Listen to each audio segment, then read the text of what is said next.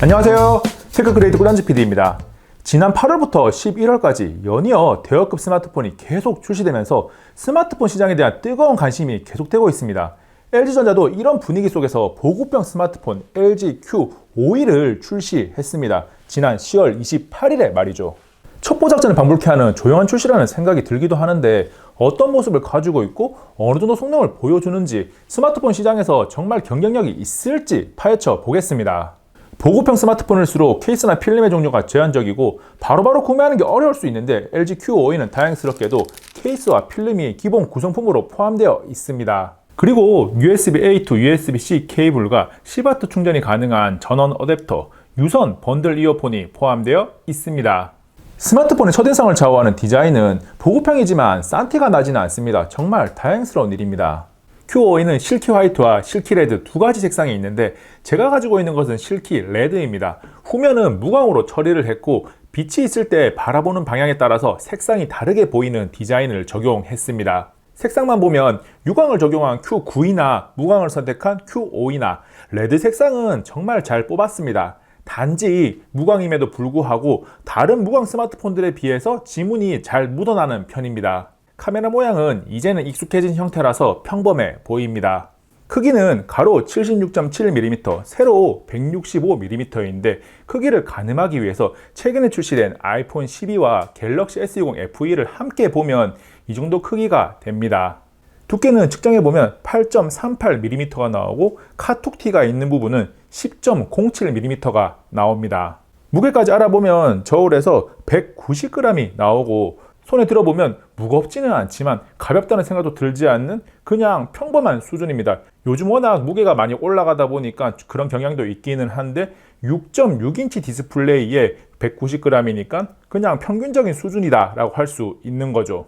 측면을 살펴보면 우측면에 지문인식 센서를 포함한 전원 버튼이 있고 좌측면에는 유심 트레이, 볼륨 조절 버튼, 구글 어시스턴트 키가 있습니다. 사람들이 쓰지 않는 구글 어시스턴트 키는 뺐으면 좋겠는데 상단면에는 마이크가 있고 하단면에는 스피커, USB-C 타입 포트, 마이크, 3.5파이 오디오 잭이 있습니다. 언제부터인가 3.5파이 오디오 잭 탑재를 차별화된 특징이라고 말해도 이상하지 않는 시대가 되었습니다.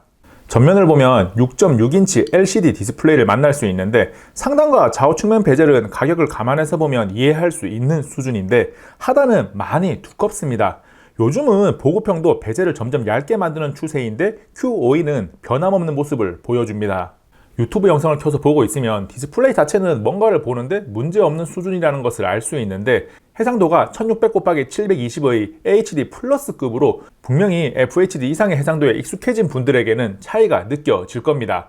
당연히 유튜브에서도 720p까지만 설정할 수 있습니다. 보급형 스마트폰이라고 해도 영상 시청을 정말 많이 하는 시대의 흐름이 있으니까 다른 요소를 빼더라도 시장에 출시된 20-30만원대 스마트폰을 보면 FHD 해상도는 대부분 넣어주는데 HD 플러스급은 많이 아쉽습니다. LG Q52는 미디어텍의 헬리오 P35AP 4GB 램, 64GB 저장 공간을 탑재하고 있습니다. 램이나 저장 공간은 보급형 모델의 평균치니까 괜찮다라고 평가할 수 있습니다. 미디어텍의 헬리오 P35AP는 모르시는 분들도 많을 텐데 성능이 스냅드래곤 460보다는 조금 떨어지고 엑시노스 7880 정도와 비슷합니다. 벤치마크를 돌려보면 긱벤치5에서 싱글코어 165점, 멀티코어 937점이 나오고 3D마크 슬링샷 익스트림 오픈 GL ES 3.1 점수가 249점이 나옵니다. 3D마크 점수를 기준으로 이 테스트를 진행한 스마트폰 중 하위 4%에 해당하는데 한마디로 퍼포먼스는 보급형 스마트폰 중에도 낮은 편입니다.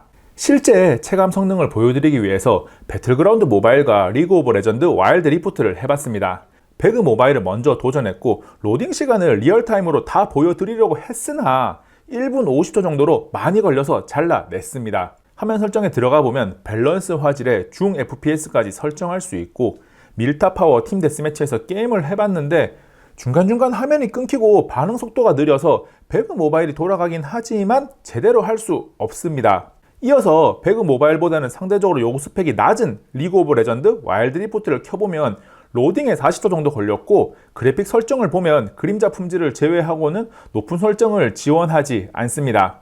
게임을 해보면 롤 와일드 리프트는 그럭저럭 할만하다는 생각이 듭니다. 플레이어가 여러 명 모이거나 스킬 임팩트가 중복될 때 간혹 버퍼링이 발생하기도 하는데 게임을 할 수 있는 정도는 됩니다.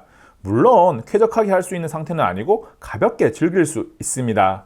요즘은 보급형 스마트폰도 렌즈의 개수가 많아지는 게 추세인데 LG Q52는 후면에 4개의 렌즈를 탑재하고 있습니다.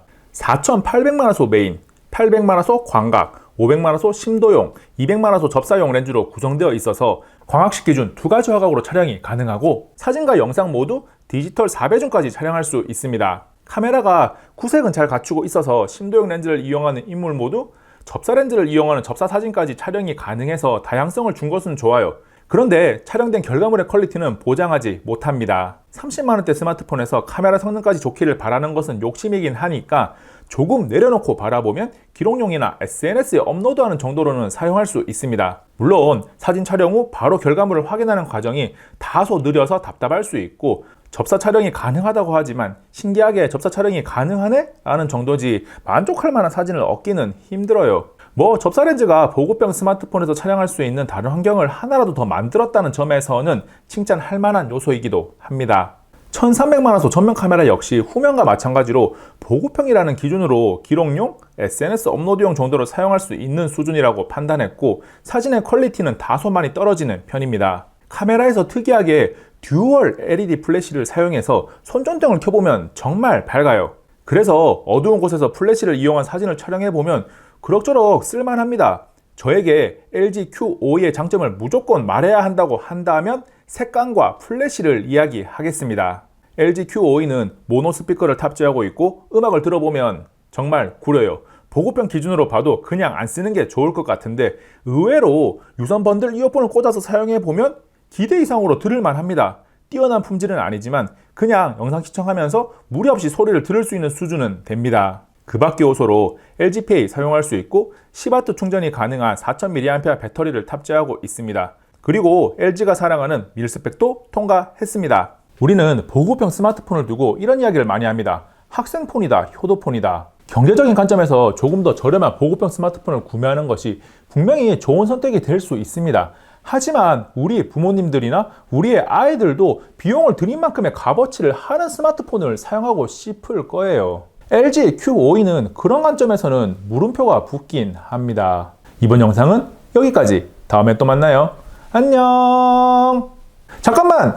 여기 있는 꿀단지 눌러보세요. 객관적이고 정확한 꿀단지 PD의 영상 계속 받아볼 수 있고요. 이 영상 한번 보세요. 제가 정말 열심히 만든 영상이고 이 영상은 최신에 올린 영상인데 정말 좋습니다. 볼만해요.